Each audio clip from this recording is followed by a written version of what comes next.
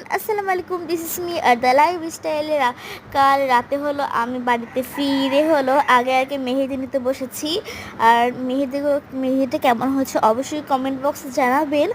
আর সকালে হচ্ছে আমি উঠে কয়েকটা পিকচার তুলতে পেরেছি, আর ভিডিওটা করতে পারিনি, কিন্তু যে ভিডিও করা অনেক সময় লাগে, কেন যে আমি আজকে সারাদিন এতটা বেশিও মোবাইল হাতে পাইনি। আর অনেক কাজ ছিল ঈদের মধ্যে, আম্মুকে সাহায্য করা, আরো অনেক কিছু। তার জন্য আমি গোসল মোসল করে তাড়াতাড়ি রেডি হয়ে কয়টা পিকচার তুলতে গিয়েছিলাম আমাদের অনেক সুন্দর একটি বাগানে। পিকচারগুলো কেমন হয়েছে অবশ্যই তোমরা কমেন্ট বক্সে বলে যাবে।